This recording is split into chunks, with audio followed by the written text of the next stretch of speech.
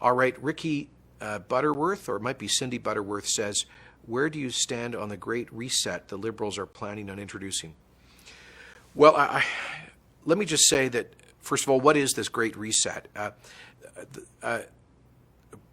Pierre Poilievre, the federal conservative finance critic, recently raised concerns about this, and then he was attacked by some in the media and by the Liberals for supposedly circulating conspiracy theories. Well, the Great Reset is actually the name of a book by a very prominent advocate of it. His name is Klays Schwab. He sent me a copy. I guess he sent one to probably every government leader around the world.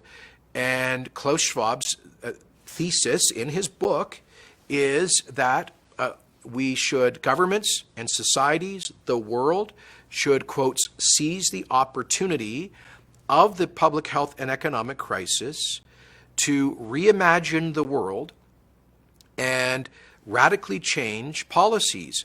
Now, in what ways? I would describe it as a grab bag of left-wing ideas for less freedom and more government, for more government intervention, for policies that would, I think, create massive poverty, particularly energy policies that he is advocating. So Klays Schwab, by the way, is the president and founder of the World Economic Forum, also known as the Davos Summit.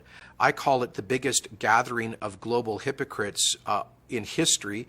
It's a little ski village in Switzerland, and every, I think, February, a couple of thousand super rich people, a lot of billionaires, millionaires, global CEOs, and politicians fly into Davos, men with hundreds of private airplanes. They go into Switzerland, and they spend a week basically lecturing the rest of the world, including especially working women and men, about how they should reduce their carbon footprint.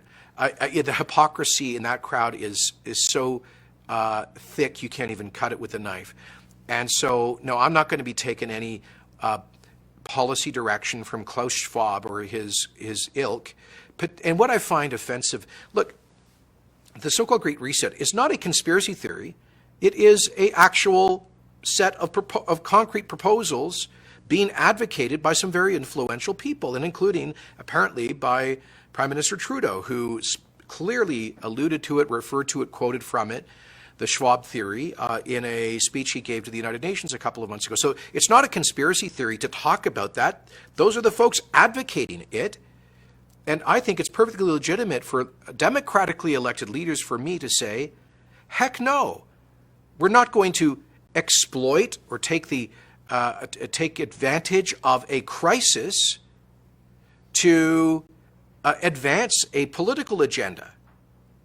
If we're actually all in this together, like we keep saying, then how about we focus on the crisis, on protecting lives and livelihoods, helping people get through this, and how about after that, instead of exploiting the crisis to impose on democratic societies a whole bunch of failed socialist policy ideas, how about instead we get refocused on generating economic growth, on recreating some of the trillions of dollars of wealth that will have been destroyed, of restarting some of the hundreds of thousands of businesses that will have gone under, of obsessively focusing on getting the millions, the tens of millions around the world back to work.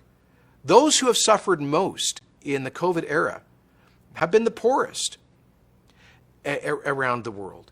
And so the notion that we would then drive them further into energy poverty through Klays Schwab's policy agenda is, I just frankly find it offensive. So no, it's not a conspiracy, and nor is it a conspiracy theory. I think it's just very distasteful and regrettable that influential people would explicitly seek to take advantage of a crisis like this to advance their own political vision and values.